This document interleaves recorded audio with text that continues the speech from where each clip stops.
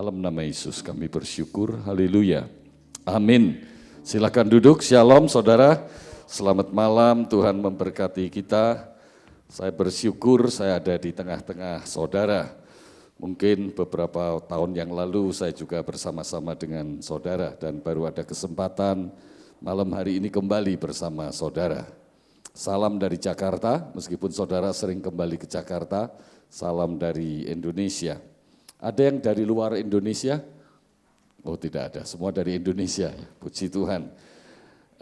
Saudara-saudara sekalian, malam hari ini saya akan sharing tentang firman Tuhan yang menjadi bagian dalam kehidupan saya setelah saya berumah tangga kurang lebih dari tahun 79 sampai tahun 2014, jadi lebih dari 30 tahun, kurang lebih 35 tahun.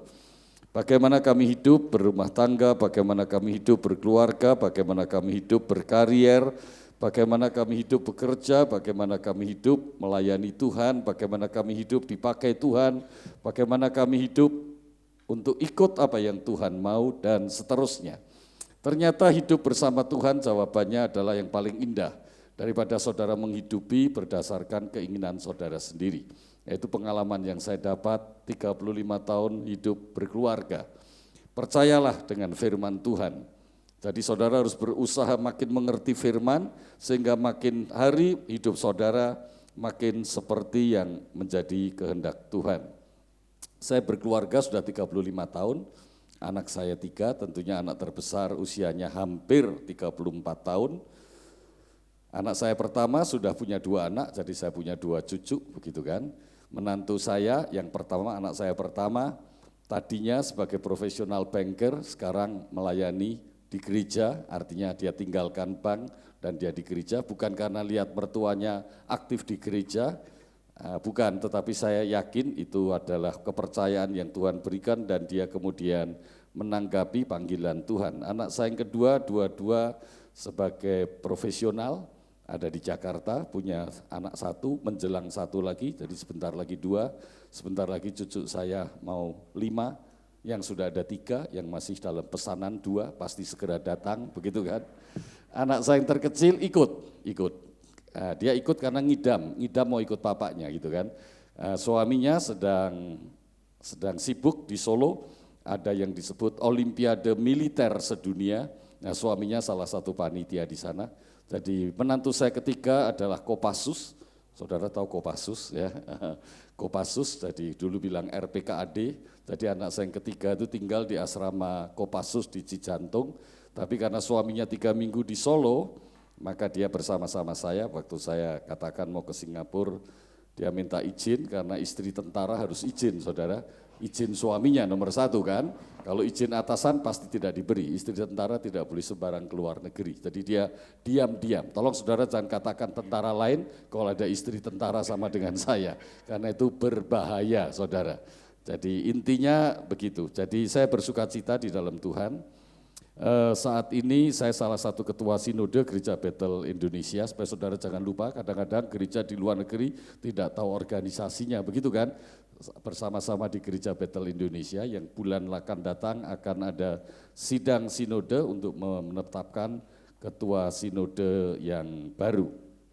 Nah, saudara, dalam sepanjang hidup ini, apapun yang terjadi, hidup ini yang dikatakan tekanan hidup itu selalu ada.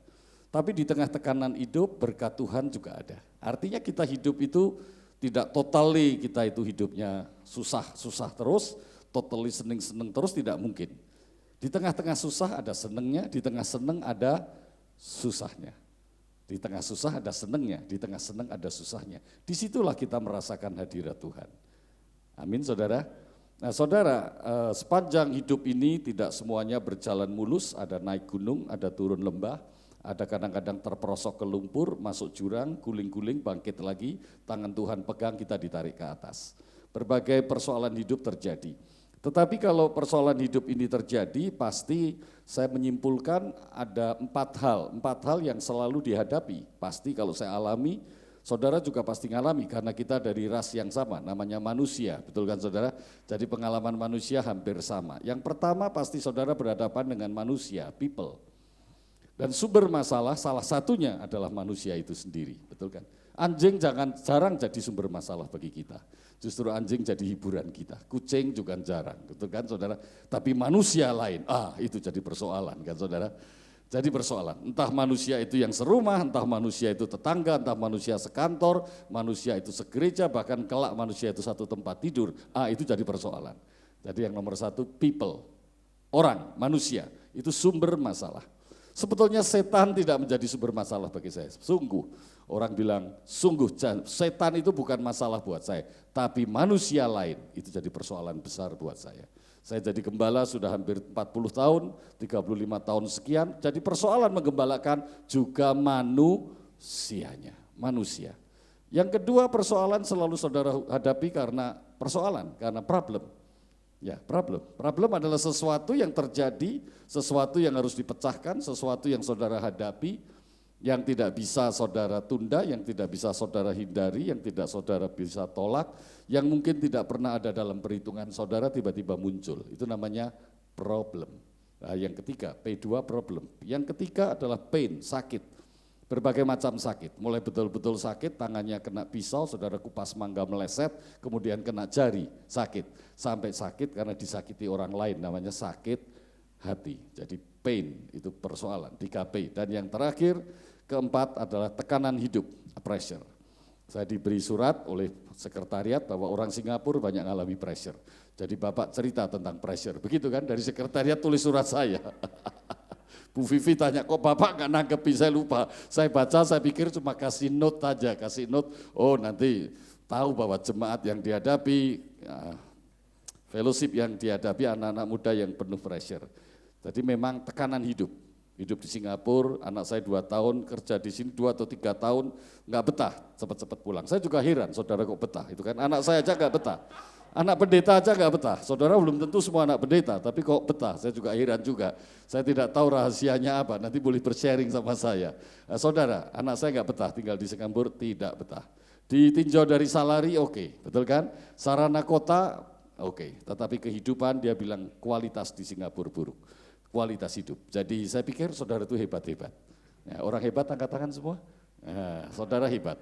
Di tengah-tengah hidup kehidupan dengan kualitas hidup yang sangat sulit, saudara tetap betah di sini. Persoalan buat saya bukan betah nggak betah. Persoalan buat saya memang Tuhan tempatkan, saudara ikut Tuhan aja. Saudara akan jadi berkat. Ikut Tuhan tidak pilih tempat enak, tempat yang tidak enak. Nah, masalahnya kalau kita berhadapan dengan 4 hal itu tadi, tiap hari dari saudara lahir sampai saudara nanti masuk tutup peti itu yang dinilai Tuhan sebetulnya. Bagaimana saudara menghadapi 4 perkara itu? Loh Pak, bukan yang dinilai Tuhan iman? Iya, betul iman. Maksudnya waktu menghadapi 4 hal itu saudara tetap beriman? Tidak. Barang siapa setia sampai akhirnya dia yang memperoleh mahkota kehidupan. Yang saya lihat dengan kasat mata jasmani saya, kadang-kadang saya ngintip pakai mata rohani, banyak orang berhadapan dengan 4 hal, dia mulai mengingkari imannya. Dia kompromi dengan dunia.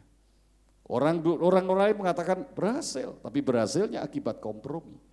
Berhasilnya akibat memanipulasi Tuhan. Berhasilnya akibat menipu banyak orang, memanipulasi banyak orang. Saudara jangan ikut itu. Nah saudara, kita baca firman Tuhan sekarang. Apa yang salah satu firman Tuhan katakan buat kita malam hari ini, itu adalah apa yang dialami Paulus. Paulus ungkapkan karena dia mengalami 4P itu, dan dia ungkapkan salah satu bagian saja kepada jemaat di Filipi. Kita perhatikan Filipi pasal 4. Filipi pasal 4.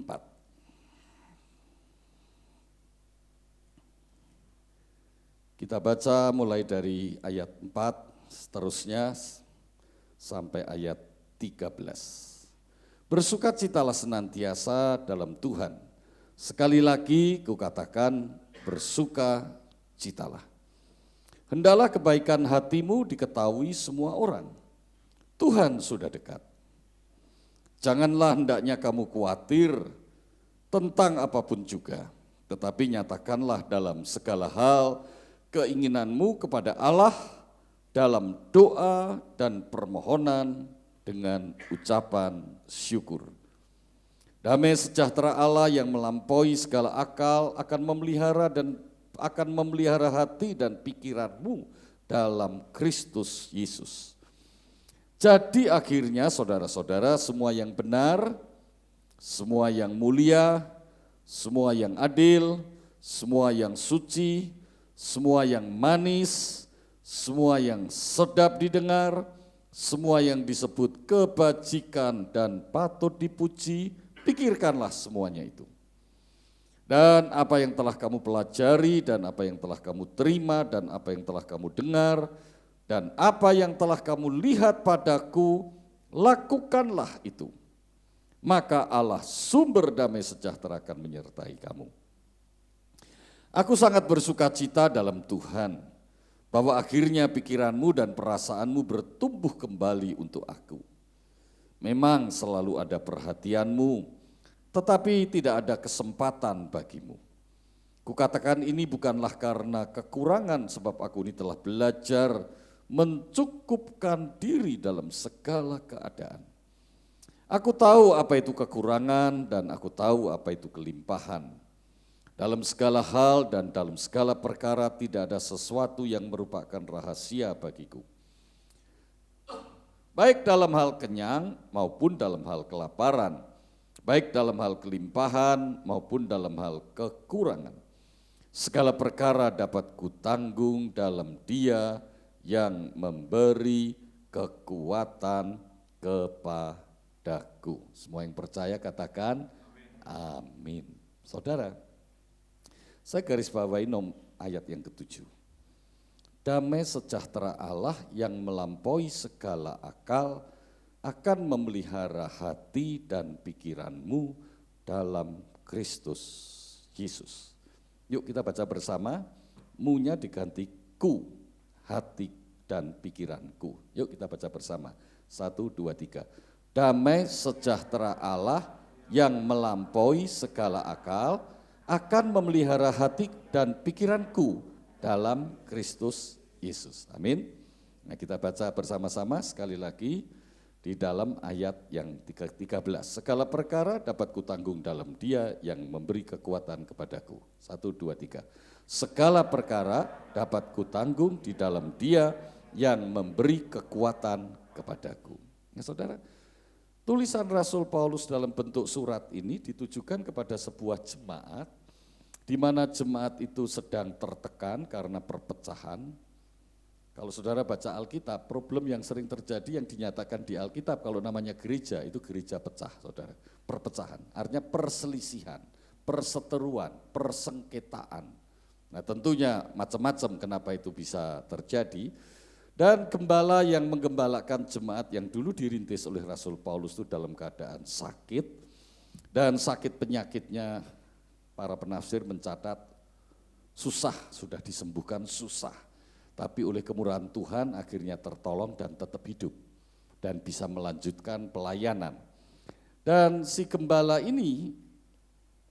namanya Efraditus, begitu mengasihi Paulus sehingga selama Paulus ada di dalam penjara, dan saudara tahu sebab Paulus di penjara itu karena menginjil, karena melayani Tuhan Yesus, karena dia menjadi pengikut Tuhan Yesus, yang sebelumnya dia menjadi orang yang melawan, memusuhi Tuhan Yesus. Karena itulah maka dia dipenjara. Sementara dia menunggu keputusan bagaimana atau apa yang selanjutnya akan dijatuhkan hukuman pada dia, dia menulis surat ini. Dan dia merasakan begitu luar biasa kasih jemaat di Filipi, meskipun dalam keadaan menghadapi kesulitan yang luar biasa, masalah internal dan eksternal, karena jemaat ini pecah, jemaat ini dimusuhin, jemaat ini sudah dikenal sebagai pengikut Paulus, jadi diintimidasi. Kalau orang Kristen di mana-mana atau di Indonesia yang saya lihat, kalau diintimidasi terus kompromi gitu kan, betul kan? Diintimidasi kompromi, alasannya Tuhan buka jalan gitu. Menurut saya tidak, diintimidasi kita tetap setia kepada Tuhan. Makin kenceng diintimidasi, makin dekat pada Tuhan. Kita mesti tunjukkan kepada orang lain bahwa Allah kita luar biasa. Itu yang saya ajak anak muda seperti begitu. Jangan seperti orang pedagang, ditutup tokonya, buka lagi, buka segelnya, dikasih duit, kan suruh buka segelnya. Tidak. Bikin gereja jangan disamakan dengan prinsip bisnis. Jangan disamakan. Gereja ya gereja. Gereja ya gereja, bisnis ya bisnis, bisnis pun dengan bisnis yang baik. Bergereja yang baik, jadi guru yang baik. Jadi apa? Jadi seniman yang baik, jadi pengacara yang baik. Jadi apa? Jadi orang tua yang baik, jadi pendeta yang baik. Nah, saya ingin sebutkan kalau saudara perhatikan baik-baik surat ini, nah Paulus sangat encourage, sangat memberikan sangat mendukung, mendorong di dalam penjara. Paulus masih bisa memberi semangat kepada orang lain. Memberi semangat kepada orang lain. Sama seperti Musa memberi semangat pada Yosua. Sama. Tadi pagi saya menulis sebuah catatan untuk kawan-kawan kecil saya. Kenapa saya punya kawan kecil? Ya, saya punya grup di WA saya, ada grup. Itu kawan saya yang berkawan dengan saya sejak umur 6 tahun di SD kelas 1. Satu kelas terus sampai kelas 6. Nah itu jadi kelompok kami. Sekarang umurnya sudah 60-an semua. Mereka jumlahnya kurang lebih 34 di seluruh dunia. Ya seluruh dunia karena kawan kami dulu 40 sudah, 42 kurang 6 jadi kurang 9, kurang 8 tinggal 34. Itu kita sering kontak, ada di WA group. Dari kecil teman saya. Kenapa kok saya katakan teman saya? Karena dia menghargai saya itu ketua kelas dari kelas 1 sampai kelas 6 SD. Nah dia ingat yang dijadikan patokan saya, makanya disebut paguyuban teman ketua kelas, gitu kan? Temannya ketua kelas itu saya, Dwijo Saputro, dia ingatnya Dwijo Saputro. Ya, tapi yang aktif ini bukan saya cuma dijadikan simbol saja begitu, simbol pemersatu. Tahun lalu kita kumpul di Magelang, bisa mengumpulkan, Pangling, sudah lupa kamu siapa gitu kan. Dulu teman kamu siapa? Oh kamu dulu yang nyepak aku gitu, pasti ingat semua. Jadi itu seru saudara, kalau saudara nanti ngalami seru sekali. Kami datang ke sekolah kami yang dulu tempat kami bermain bersama-sama, wujud sekolahnya mirip-mirip masih ada. Kita suka main di parit, kita juga turun ke parit, sudah umur 60 ini semua turun ke parit. Kita duduk di bangku kelas-kelas yang sama, belum berubah kalau secara fisik belum berubah. Foto bersama di ruang kelas, masing-masing ingat duduk, saya duduk di sini, kamu duduk sana, masih ingat semua. Kamu suka tendang-tendang aku, mereka cerita. Ada yang jalan sudah pakai tongkat, ada yang jalan mesti dituntun, gitu segala semua. Jadi opa-opa dan oma. Rupanya di umur-umur sekian mengingat yang lalu itu sebagai satu inspirasi baru dan memberi dorongan semangat. Jadi sering kumpul begitu, saya memberikan kata-kata. Kita harus saling memberikan dorongan semangat, saya bilang begitu. Dorongan semangat antar kita jauh lebih berharga daripada dorongan semangat yang diberikan oleh malaikat, saya bilang gitu. Itu di Alkitab ada. Jadi saudara satu sama lain kalau saling mendukung, memperhatikan, empati, dukungan saudara itu lebih bermanfaat daripada malaikat yang dukung kita. Jauh lebih bermanfaat karena dukungan kita merupakan kesaksian buat orang lain. Saudara, nah di tengah kondisi situasi sulit, Paulus memberi semangat kepada jemaat itu. Padahal Paulus sendiri dalam keadaan sulit. Nah ini yang saudara saya mau minta tangkap malam hari ini. Di tengah keadaan dia sendiri sulit, ternyata dia tidak berfokus pada dirinya sendiri. Manusia umumnya kalau sulit yang dipikir dirinya sendiri. Alkitab memberikan kepada kita satu kebenaran bahwa sebagai orang percaya di tengah kesulitan tetap memberi perhatian kepada orang lain. Bahkan Paulus tadi mengatakan bersukacitalah senantiasa dalam Tuhan. Artinya Paulus sendiri di tengah kesulitan ada sukacita. Sebab itu dia bisa ajak-ajak orang lain tetap bersukacita. Persoalan Paulus 4P tadi masih ingat kan saudara? Nah, ayat yang ke-7, ini ayat yang saya kirim kepada Vivi gitu kan ya. Ini ayatnya buat tagline katanya. Ya sudah ini ayatnya. Filipi 4 ayat 7. Damai sejahtera Allah yang melampaui segala akal akan memelihara hati dan pikiranmu dalam Kristus Yesus. Tapi sebelumnya Paulus mengatakan begini, ayat 5. Hendaklah kebaikan hatimu diketahui semua orang. Tuhan sudah dekat. Jangan hendaknya kamu khawatir tentang apapun juga. Artinya, Orang seringkali kehilangan sukacita karena khawatir. Betul kan saudara? Karena khawatir. Khawatir itu sebetulnya bukan pemberian Allah. Allah tidak mencipta manusia khawatir. Tetapi manusia yang damai, sejahtera. Adam dan Hawa menurut saudara sudah jatuh dalam dosa tidak? Tidak, bukan. Tidak. Setelah itu dia jatuh dalam dosa. Kalau orang tidak jatuh dalam dosa, kalau orang tidak hidup dalam dosa, Roma 14 ayat 17, dikatakan kerajaan Allah itu kebenaran. Kebenaran artinya dosa sudah diampuni. Tidak ada lagi dosa yang mengikat dia. Hidupnya tidak lagi di dalam dosa. Sama seperti Adam dan Hawa. Sama seperti Allah tidak berdosa. Dan dikatakan damai sejahtera. Jadi damai sejahtera itu menyertai orang yang tidak berdosa. Terus selanjutnya sukacita. Jadi waktu manusia dicipta Allah, tidak dengan desain dia menjadi manusia yang khawatir. Tidak. Khawatir itu adalah dipelajari oleh manusia. Lihat bapaknya melotot takut, nah itu mulai belajar khawatir. Lapar, gak cepet-cepet datang, takut. Bayi kan, papanya sibuk, lagi jalan-jalan di orchard, di rumah gak ada siapa-siapa. Atau ditinggal sama neni, susunya dibawa papa mamanya. Khawatir. Panas gak dikasih udara yang lebih sejuk, khawatir. Jadi khawatir itu dipelajari. Bukan memang sudah ada bagi kita, tidak. Kucing khawatir tidak? Saya belum pernah baca ada kucing, kecuali di film kartun ya. Film kartun kan dimanusiakan begitu kan. Saya kira binatang-binatang pun juga tidak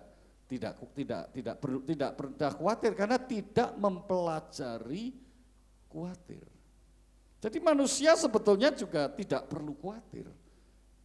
Kalau kita mau belajar tidak khawatir. Ya tidak otomatis khawatirnya hilang. Karena khawatir itu kita pelajari, maka yang namanya damai juga harus sekarang kita pelajari, kita disiplin.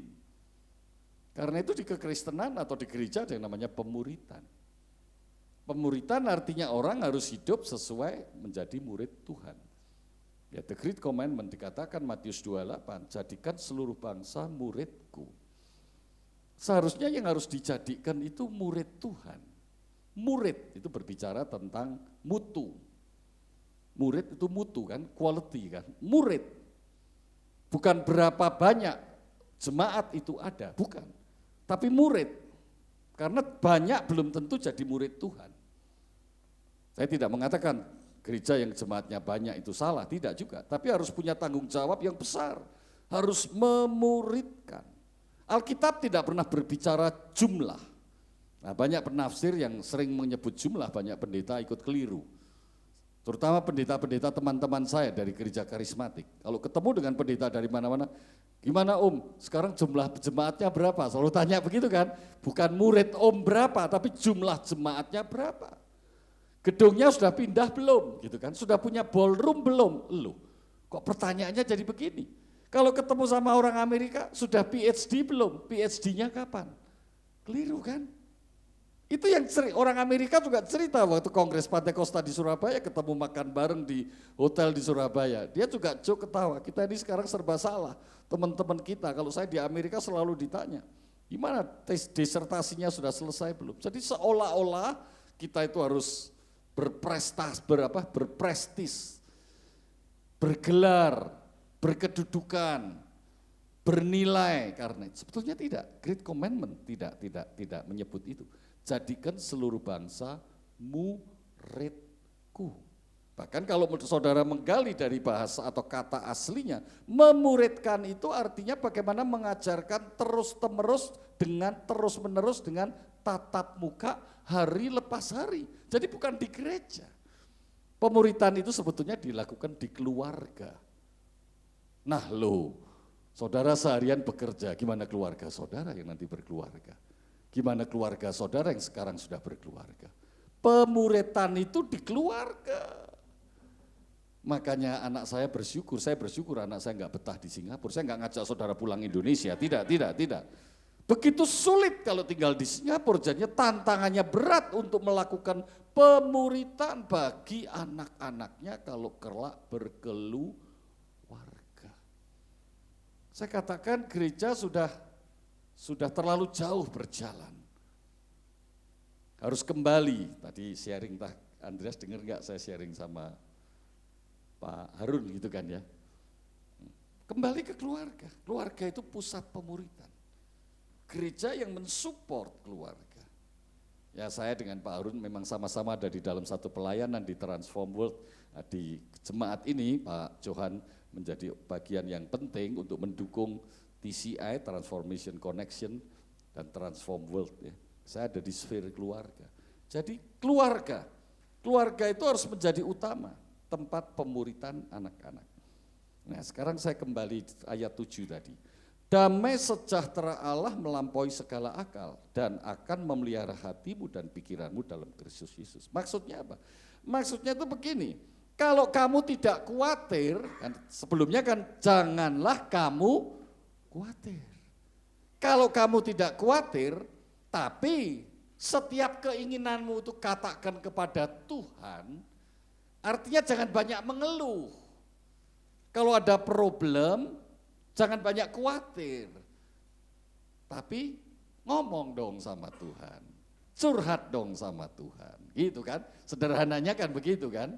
Gak perlu mengeluh, gak perlu ngomel, gak perlu bersungut-sungut, tapi ngomong dong sama Tuhan. Nyatakanlah segala keinginanmu kepada Allah. Ngomong sama Tuhan diperbanyak, ngeluhnya dipersedikit. Memuji Tuhan diperbanyak, bersungut-sungutnya sedikit. Hidup harus banyak memuji Tuhan. Dalam doa, permohonan, dan mengucap syukur. Gak ada orang itu damai tanpa mengucap syukur. Gak ada orang yang mengucap syukur padahal dia sendiri gak ada damai, itu kan bohong-bohong aja dong. Orang yang damai pasti mengucap syukur.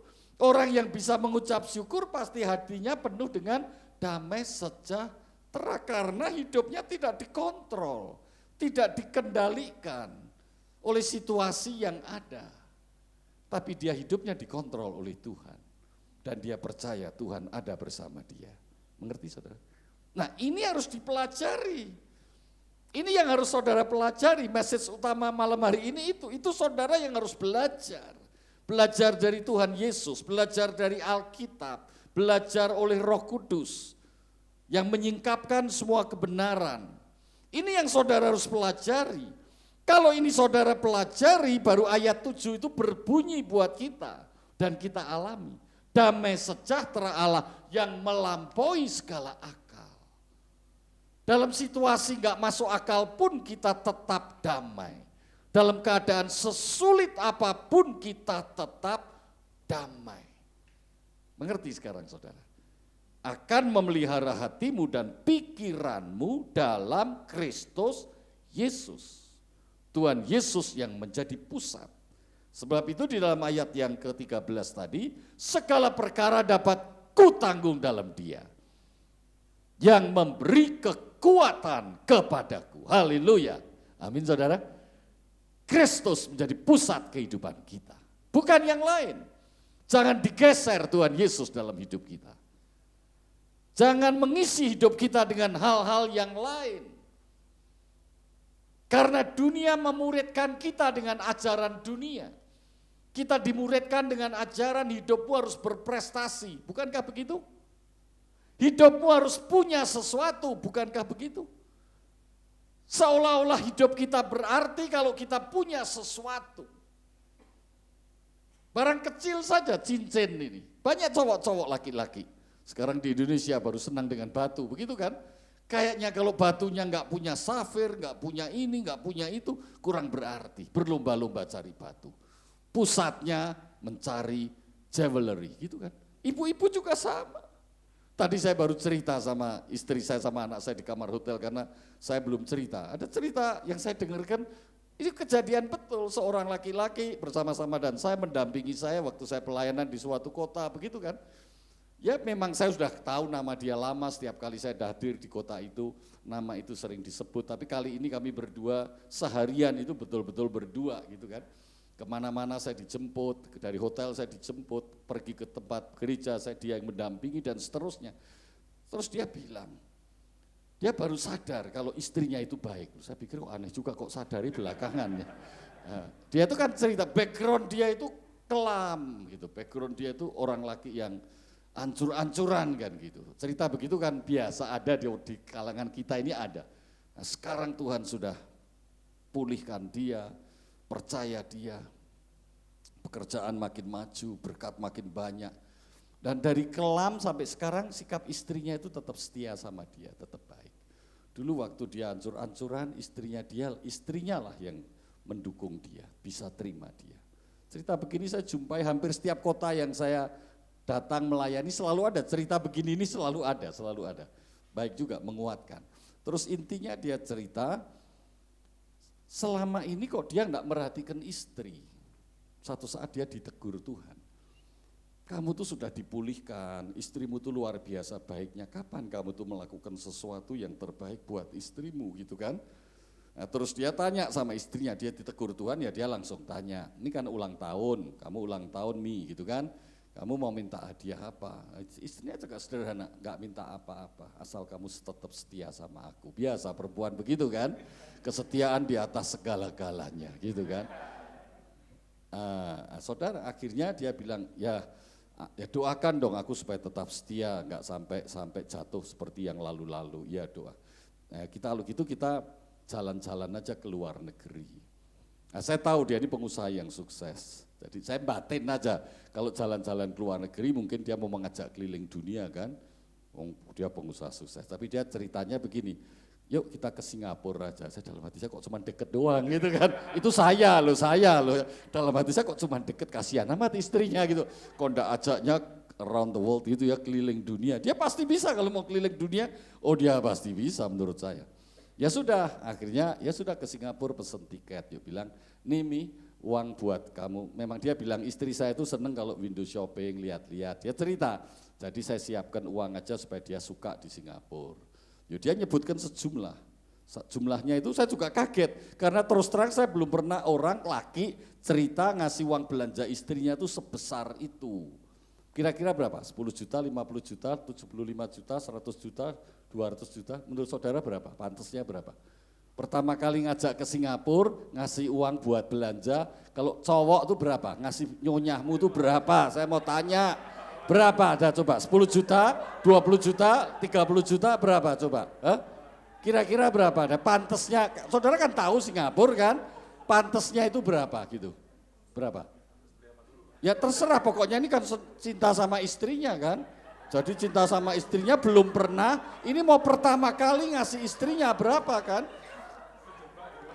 Berapa kira-kira kalau jadi cowok tuh relanya berapa sih? Berapa coba?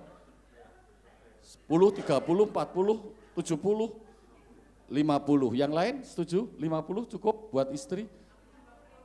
Sekarang saya coba istri-istri, 50.000 US gitu, 50.000 US gitu? 50.000 US? Terlalu banyak itu bagi istri-istri, kebanyakan dia bilang, kebanyakan. Nah dia menyebut jumlah 1 miliar. Wow, 1 miliar, nih Mi 1 miliar, kamu mau belanja apa yang kamu suka. Tapi saya mikir-mikir, dia memang betul-betul mau surprise. Nggak usah jauh-jauh, kalau belanja Singapura seluruh dunia kan juga ada kan, betul kan? Tahu istrinya seneng barang bagus, ya ngapain mesti jauh-jauh ke sono. Terserah mahal sedikit di Singapura nggak masalah. Yang penting kan uangnya banyak kan. Terus semua ibu-ibu di sini, kapan ya saya dapat 1 miliar? Betul, dia cerita, Pak, dia bilang, Pak Tuijo, saya kasih dia 1 miliar. Dia diam aja bilang terima kasih.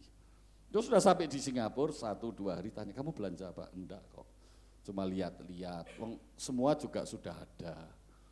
Nah, terus waktu hari terakhir cuma mampir ke sebelah, sebelum Paragon itu kan ada toko jam Rolex kan. Nah istrinya beli jam Rolex saja. Jadi uangnya lebih kan. Ya enggak mungkin saham Lorek kalau beli 2, 3 ya mungkin 1 miliar kan. Beli 1 kan enggak sampai 1 miliar kan. Dan saya cuma mau cerita begini, maksudnya apakah kebahagiaan itu harus berwujud seperti itu maksud saya. Itu tidak salah, itu tidak salah, jangan katakan itu salah. Cuman kan kebahagiaan tidak harus diukur dengan seperti itu.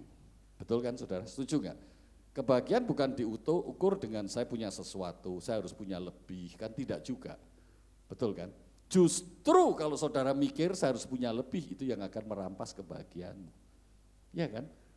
Kalau saudara tidak mikir saya punya lebih, ya saudara tidak terampas kebahagiaan saudara. Betul kan? Saudara sudah salari sekian puluh ribu setahun misalnya. Baru mau mikir kapan ya gua salarinya naik 10.000 lagi, itu saudara mulai stres kan. Singapurnya sama tapi pikiran saudara bisa jadi stres. Betul saudara. Nah saudara, sebab itu mari kita lihat ini yang penting di dalam ayat yang ke-11 dan 12. Ya, saya akan akhiri saja dengan apa yang Rasul Paulus katakan. Kukatakan ini bukanlah, ayat 10 dulu, aku sangat bersukacita dalam Tuhan, bahwa akhirnya pikiranmu dan perasaanmu bertumbuh kembali untuk aku. Memang selalu ada perhatianmu, tetapi tidak ada kesempatan bagimu. Kukatakan ini bukanlah karena kekurangan. Artinya mereka itu kan memperhatikan Paulus, kehidupan Paulus selama di penjara, kirim makanan, pakaian. Tapi Paulus katakan, aku mengatakan ini bukan karena aku kekurangan di dalam penjara, tidak. Sebab aku telah belajar mencukupkan diri. Artinya buat Paulus, ada enggak ada, itu selalu cukup. Ini yang dinamakan contentment. Ya, contentment. Di dalam segala keadaan. Aku tahu apa itu kekurangan. Saudara stres waktu saudara mulai merasa kurang. Saudara enak-enak di Singapura. Tahu-tahu ada seorang yang baru kenal, kok hebat dia baru kerja 2 bulan di sini tapi kok gajinya sudah lebih banyak dari aku. Nah, saudara tadinya tenang-tenang jadi gelisah. Sialan sampai keluar mulai kata sialan begitu. Betul kan? Karena apa? Karena saudara mulai membanding-bandingkan. Ya, mulai membanding-bandingkan. Paulus mengatakan aku tahu itu, aku tahu apa itu kekurangan, aku tahu apa itu kelimpahan. Jadi hidup Paulus contentment itu tidak membanding-bandingkan, tidak menginginkan sesuatu yang lebih. Dalam segala hal dan dalam segala perkara tidak ada sesuatu yang merupakan rahasia bagiku, baik dalam hal kenyang maupun dalam hal kelaparan, baik hal kelimpahan maupun kekurangan. Saya akan mengajak saudara untuk bisa memahami apa yang tadi Rasul Paulus katakan tentang bagaimana menghadapi situasi hidup yang tentunya penuh dengan tadi 4P tadi. Tapi bagaimana 4P itu dapat kita atasi? Di sini sampai pada intinya di ayat yang ke-13 tadi, 11 dan 12, yaitu be content with anything. Dengan segala perkara dia merasa cukup. Ya, dalam bahasa Indonesianya enaknya dikatakan terjemahannya cukup. Dalam segala hal cukup. Berilah aku makanan hari ini secukupnya. Saudara harus belajar dari kebenaran ini. Kalau ini ada maka saudara damai sejahtera. Amin saudara. Saudara sukacita. Jadi sebetulnya kehidupan kerohanian memang dimulai dari hati, tapi hati ini harus dijaga. Hati dimulai pada waktu kasih Tuhan. Pada waktu kasih Tuhan kita respon, kita mau menerima kehadiran Tuhan dalam hidup kita sebagai Tuhan dan Juru Selamat, yaitu Yesus. Amin saudara. Oleh iman kita, hati kita diperbaharui. Hidup kita lahir baru. Nah sejak itu, persoalannya tidak lagi di hati, tapi di antara 2 kuping, artinya di otak. Tidak lagi di hati.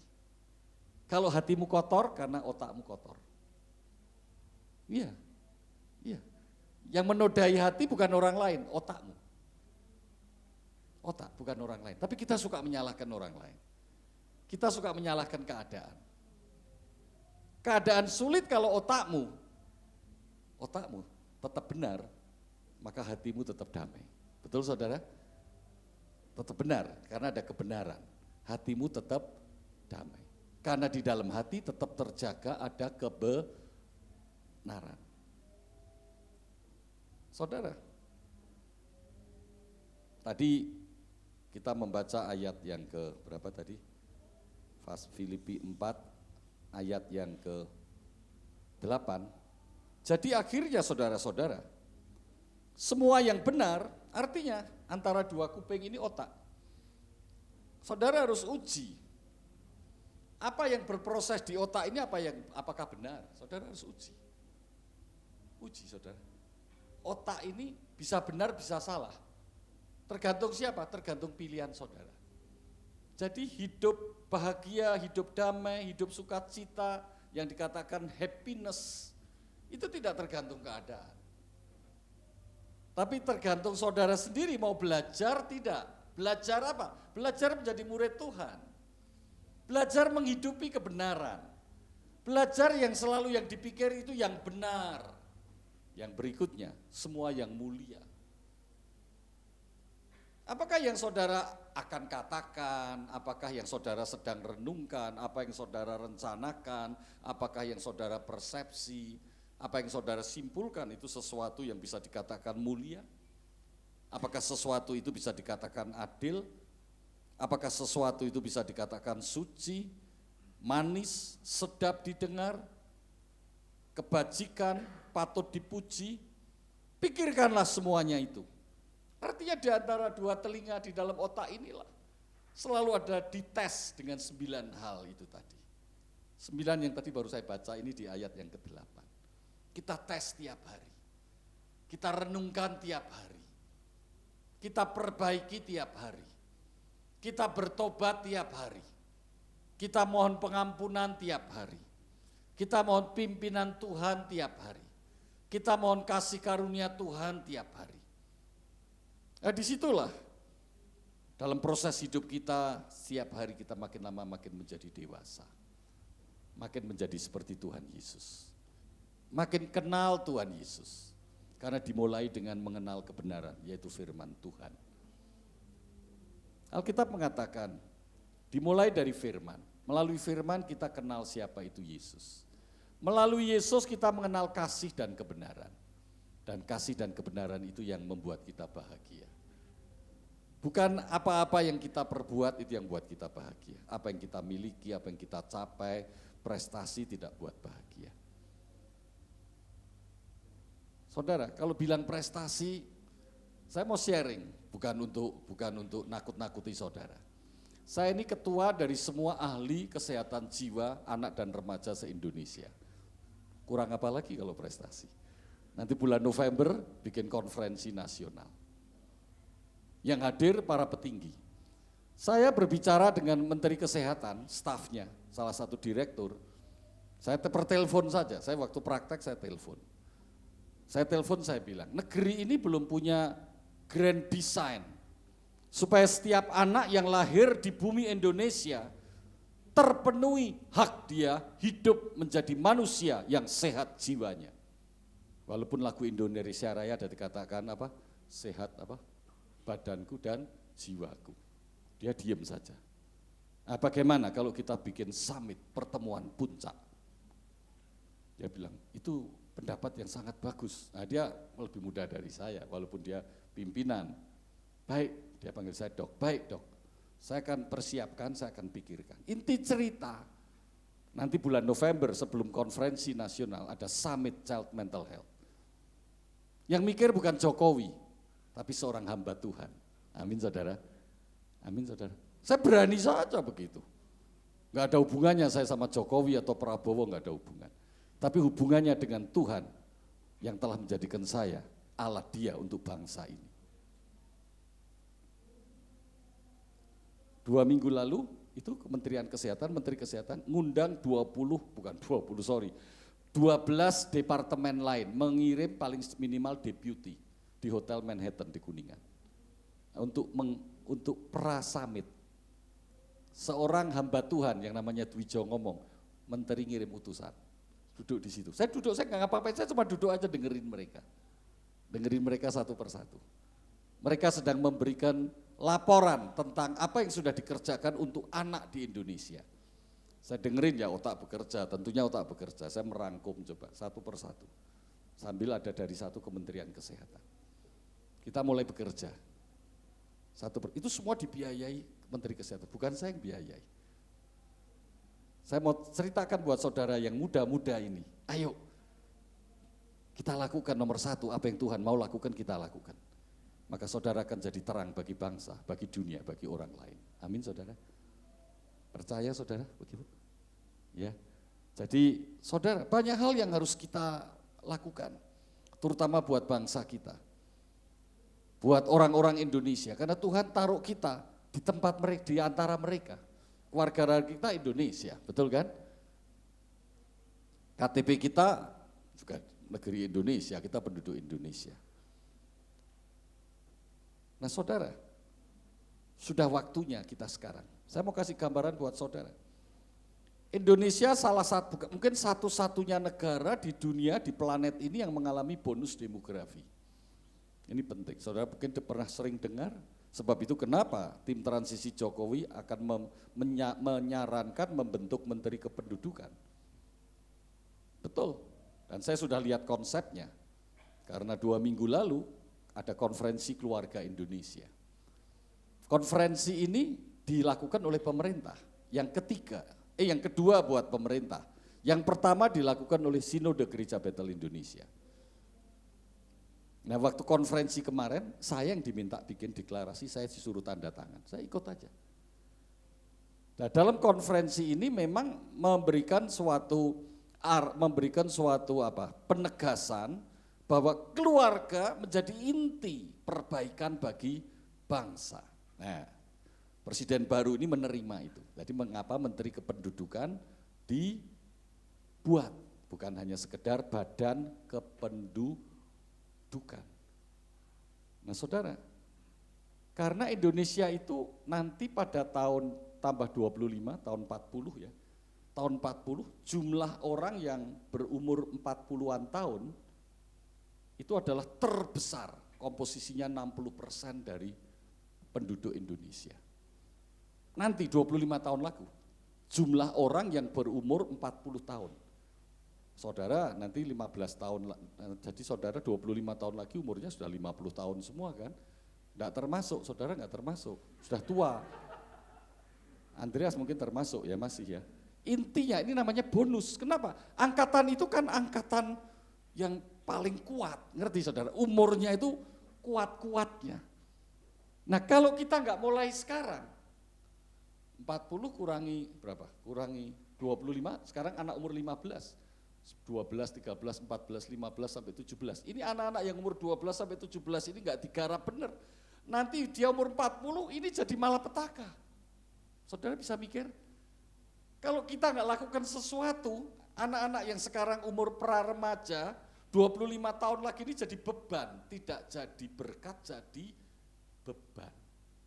Nah gereja harus berperan, gereja itu hanya orang benar, orang percaya, harus mengambil peran ini baik-baik.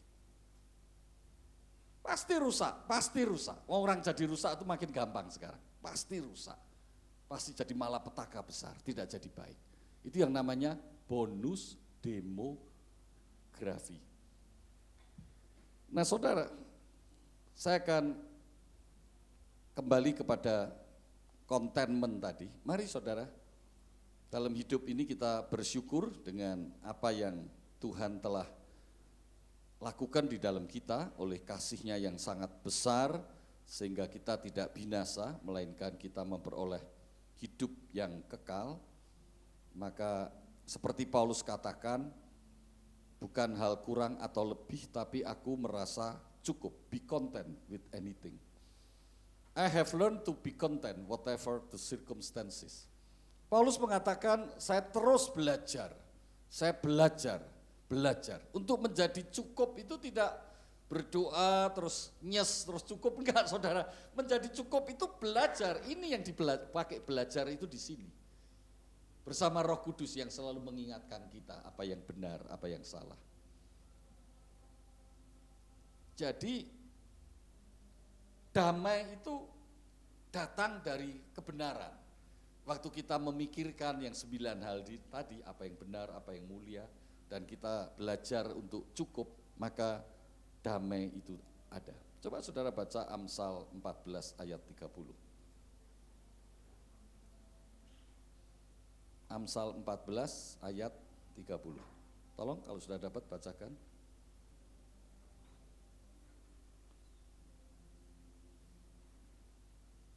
Amsal 14 ayat 30. Sudah? Baca coba. Apa bunyinya? Boleh salah satu bacakan? Amsal 14 ayat 30, hati yang tenang menyegarkan tubuh, tetapi iri hati membusukkan tulang. Ya. Hati yang tenang menyegarkan tubuh. Damai itu membuat kita tubuhnya fresh. Kalau saya sebagai dokter, saya menerjemahkan kita nggak keserang penyakit lah. Tubuhnya sehat. Saudara nggak perlu bingung masuk ke Watson, kemana lagi cari apa-apa, bahan-bahan yang buat sehat. Ya itu boleh saja saudara, makan obat-obat, macam-macam, suplemen boleh. Tapi sebetulnya tergantung dari hati, pikiran. Hati yang tenang itu meningkatkan kekebalan tubuh. Dan membuat kita tetap segar, sehingga kita dapat menolak sakit penyakit yang namanya cancer. Iri hati membusukkan tulang. Ini saya terjemahkan, kalau hati kita tidak pernah merasa cukup, kita selalu membanding-bandingkan, kita selalu pengen punya lebih, betul kan? Kita selalu merasa iri, kita selalu merasa kurang, kita tidak bersyukur. Lambat atau cepat, resiko saudara menderita kanker besar. Saya dengar di Singapura orang sakit kanker, rumah sakit itu penuh dengan orang sakit kanker semua. Ya pantas, makanya anak saya nggak betah tinggal di Singapura. Saya nggak nakut-nakutin sekali lagi, saya nggak nakut-nakutin. Itu cuma bukti saja. Ya, iri hati. Tipe orang Singapura cara bagaimana kita bersaing penuh dengan kecemburuan dan keirian. Betul kan di kota-kota seperti ini? Cuma bikin tulang busuk. Ini terjemahannya cancer. Hati yang tenang buat badan saudara sehat. Bebas dari cancer. Kita baca kembali di dalam Ayub.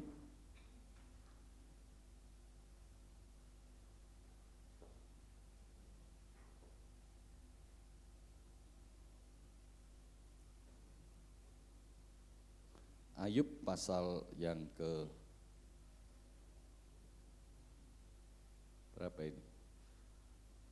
Bukan Ayub, Pengkhotbah dulu. Pengkhotbah pasal 4 ayat yang ke-6. Pengkhotbah pasal 4 ayat ke-6. Coba baca. Segenggam ketenangan lebih baik daripada 2 genggam jerih payah dan usaha menjaring angin. Ya, segenggam ketenangan lebih baik dari 2 genggam jerih payah dan usaha menjaring angin. Oke. Ya. Nah, contentment merasa cukup itu bukan jadi orang yang males-malesan, bukan juga, bukan. Ya. Tetapi hidup bergantung sama Tuhan. Hidup berpusat sama Tuhan. Hidup mendahulukan Tuhan. Hidup bersyukur tentang apa yang ada. Tidak selalu berpikir apa yang belum ada dan mau nunggu ada. Itu yang bikin saudara jadi tegang. Tubuh kita itu akan menghasilkan penyakit waktu zat radang mulai meningkat. Nah, orang stres, zat radang itu mulai meningkat. Itu yang namanya sitokain. Yang kedua, tubuh kita menjadi renta juga diakibatkan oleh hati yang tidak tenang karena keseimbangan, kestabilan hormon berubah. Dan yang ketiga adalah zat kekebalan menurun. Dulu tidak mengerti hubungan antara 3 zat ini, zat radang, zat kekebalan, dan keseimbangan hormon. Sekarang sudah dimengerti. Ketiga hal itu tinggi atau rendah tergantung dari ketenangan. Ketenangan itu artinya sejak bayi lahir. Sejak bayi lahir. Bayi yang lahir ada di dalam keadaan tenang dan nyaman karena memiliki primary caregiver yang mempunyai hubungan yang hangat dekat dengan dia. Maka diteliti, 3 SAT ini kadarnya jauh lebih tinggi. Normal lah kadarnya dibandingkan kelompok yang lain. Dan risiko mengalami sakit penyakit yang terakhir dikatakan sakit penyakit degeneratif jauh lebih sedikit. Nah, saya mau katakan, bayi sejak lahir itu penting memiliki hubungan yang dekat dengan orang tuanya. Saya lihat beberapa sedang Tuhan siapkan untuk memiliki pusaka yang Tuhan percayakan buat saudara, ya. Makanya saudara harus utamakan bagaimana anak ini kelak bertumbuh, seperti Alkitab mengatakan seperti anak panah di genggaman. Betul? Untuk kemudian dilepas. Ini pusaka Allah yang percayakan buat saudara. Sekarang banyak masalah-masalah karena banyak anak kehilangan rasa aman. Saya waktu bertemu dengan 12 deputi menteri 2 seminggu yang lalu di Manhattan Hotel, ada seorang aktivis, saudara mesti kenal dengan namanya Ibu Eli Resma. Saudara bisa Google, nama Ibu Eli Resma itu aktivis yang vokal di Jakarta. Dia membuat suatu gerakan anti pornografi, apalagi kekerasan seksual yang merebak di Jakarta karena media mengekspos terus-menerus. Dia gebrak meja, teriak di antara kita, marah dia. Dia mengatakan orang-orang pemerintah itu diam semua, tidak ada yang berani ngomong. Dia bilang pornografi itu merusak otak, otak lebih rusak karena pornografi daripada karena narkoba. Dia cerita tentang otak, saya diam saja. Saya batin, nah kamu tuh kan gak belajar otak kok kenceng-kenceng ceritanya tentang otak. Tapi kan saya diam saja, saya diam. Nah, itu orang-orang dari kementerian ya mungkin kesel, sebel atau malu, saya nggak tahu. Ya semua mereka diam. Nah, tapi kawan saya yang dari Kementerian Kesehatan itu berani kasih penjelasan. Nah, terakhir saya kasih penjelasan, Bu, Ibu itu betul ngomong, tapi yang Ibu omong itu kan hal yang sangat urgent. Loh, memang urgent itu lebih penting. Dia mau saya dibentak. Saya cuma, iya Bu, urgent itu penting, tapi yang lebih penting adalah apa yang penting. Dia bingung. Urgent penting, tapi yang lebih penting apa yang penting gitu. Saya membagi urgent sama important. That is difference. Api nyala itu urgent, harus dipadamkan. Tapi ada yang lebih penting dari api yang menyala. Jangan sampai membuat api itu menyala. Kalau punya bahan gas segala harus ditutup rapat. Kehati-hatian. Saya katakan, yang penting ini yang harus kita kerjakan. Kalau kita ngerjakan urgent melulu. Nah, kemudian saya jelaskan, Bu tahu nggak sih otak itu terdiri dari sistem limbik, batang otak, dan frontal korteks. Saya jelaskan, tadinya dia juga jelaskan otak, saya jelaskan ulang. Dan bagaimana sistem limbik dan korteks itu berhubungan dengan harmonis, itu dimulai dari hubungan antara anak dan primary caregiver. Itu yang namanya relationship. Jadi seorang ibu melahirkan anak-anaknya mendapatkan rasa aman dari ibunya, dari ayahnya, dari orang tuanya. Itu membuat otaknya berkembang secara harmoni.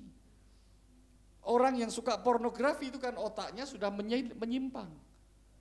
Jadi mudah sekali dia terkena atau tertarik pada hal pornografi.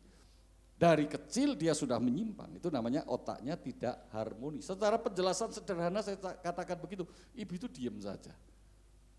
Saya hanya ingin mengatakan yang important lebih penting daripada yang urgent. Artinya saya mau mengatakan Indonesia harus dimulai dari keluarga. Mengasuh anak itu jauh lebih penting daripada rame-rame teriak-teriak di bundaran HI mengatakan anti kekerasan seksual. Lebih penting kita sekarang mendidik ibu-ibu di Indonesia, bapak-bapak mengasuh anak. Saya jelaskan lagi, Bu, tapi bagaimana ibu-ibu bisa mengasuh anak dengan tenang kalau bapak-bapaknya tidak perhatian pada ibunya. Jadi intinya persoalan semua yang the most important thing adalah seorang laki harus menjadi bapak. Man as a father. Setuju saudara yang laki-laki di sini? Nah, makanya di Indonesia ada gerakan bapak sepanjang kehidupan. Saya ajak laki-laki komit jadi bapak. Ajak sebanyak-banyaknya. Kamu kalau laki, kamu mau jadi bapak. Oke. Jadi bapak, serahkan hidupmu. Nomor 1 terpenting adalah menjadi seorang bapak. baru bisa menghasilkan keturunan yang otaknya berkembang dengan baik karena mendapatkan asuhan, kasih, bimbingan, perawatan dari seorang ibu. Jelas saudara? Makanya 4P yang menjadi masalah, saya tutup, harus ditangkal dengan 4P juga. P yang pertama, itu adalah purpose, tujuan. Saudara hidupnya hanya kanan kiri tanpa tujuan, hanya sibuk melakukan yang urgent tapi tidak important. Saudara ada di dunia karena Tuhan punya tujuan dalam hidup saudara. Tadi sudah saya singgung. Kalau secara biologi di dalam sel saudara ada X dan Y, berarti Tuhan ingin saudara jadi bapak, titik. Bukan jadi CEO, bukan jadi ini, bukan bapak dulu, titik bapak. Akan melahirkan keturunan ilahi. Baca Alkitab. Itu yang harus saudara tanggapi. Itu paling penting. Salah satu contoh purpose. Panggilan Tuhan lagi adalah jadi seorang ayah. Yang kedua adalah prioritas. Karena tahu purpose, saudara harus bisa memprioritaskan mana yang penting, mana yang urgent. Mana yang penting, mana yang kurang penting. Tadi yang kita baca, mana yang benar, mana yang mulia, mana yang ini, ada 9 hal, dites. Prioritas, P kedua. P ketiga, pray dan passion. Berdoa penuh gairah. Roh Kudus bekerja dalam hati saudara. Dan P terakhir, praise and grateful. Bersyukur, berterima kasih, dan selalu memuji Tuhan. Amin saudara. Memang ada 4P, betul. Tapi kita juga punya 4P. Seperti yang Paulus katakan yang tadi kita baca. Maka hidup kita selalu merasa cukup. Kita tidak banding-banding, kita tidak kepengen yang tidak ada, kita tidak kepengen yang lebih, kita cukupkan dengan yang ada. Maka hati kita damai, tenang, badan kita sehat, Tuhan pakai dengan luar biasa, nama Tuhan dipermuliakan, kita menghasilkan satu generasi yang bisa dipakai Tuhan untuk memuliakan Tuhan. Setuju saudara? Mari kita bangkit berdiri. Kita tunduk kepala. Tuhan, kami bersyukur malam hari ini Engkau berbicara melalui firman-Mu. Terima kasih Tuhan, Engkau ajar, Engkau ingatkan, Engkau impartasikan kepada setiap kami tentang kebenaran, sehingga kami boleh menghidupinya. Dan Tuhan memakai hidup kami, dan kami boleh menjadi teladan dan contoh sebagai bintang-bintang yang bercahaya di tengah kegelapan, di tengah-tengah bangsa kami. Terima kasih Tuhan, Kau jadikan keluarga-keluarga muda, generasi-generasi muda yang Kau percaya untuk menjadi saksi-Mu di Singapura ini Tuhan. Kau tahu keadaan Singapura juga Tuhan, makin redup, makin kelam, perjudian marak Tuhan, kekerasan, kejahatan, asusila tidak kunjung menjadi lebih sedikit tapi makin lebih banyak. Jadikan anak-anak Tuhan di tempat ini menjadi terang bagi kota Singapura ini, bagi negeri ini Tuhan. Tetapi mereka juga menjadi terang bagi bangsa Indonesia. Khususnya setiap laki boleh menjadi seorang bapak, seorang ayah di dalam keluarga mereka masing-masing, bagi istri dan bagi keturunan mereka. Dan seorang perempuan menjadi penolong yang sepadan, sehingga setiap laki bisa menjadi seorang kepala, seorang bapak di dalam keluarga. Terima kasih Tuhan. Kami tidak takut bahaya, kami tidak takut ada masalah, kami tidak takut Tuhan, karena kami percaya Tuhan menyertai kami. Dan Tuhan memberikan hikmat, kebajikan kepada kami oleh kebenaran firman Tuhan. Segala situasi yang sesulit apapun Tuhan, Engkau tetap memimpin, menjaga, membimbing kami, dan kami dapat belajar dari kesulitan itu untuk tetap bersyukur kepada Tuhan. Karena di tengah situasi yang sulit sekalipun, kebaikan Tuhan juga dinyatakan bagi kami. Terima kasih Tuhan, Kau memberkati dewasa muda di Bethany Church Singapura ini, beserta keluarga mereka. Dalam nama Yesus kami berdoa, haleluya. Mari semua katakan amin. Tuhan memberkati, selamat malam.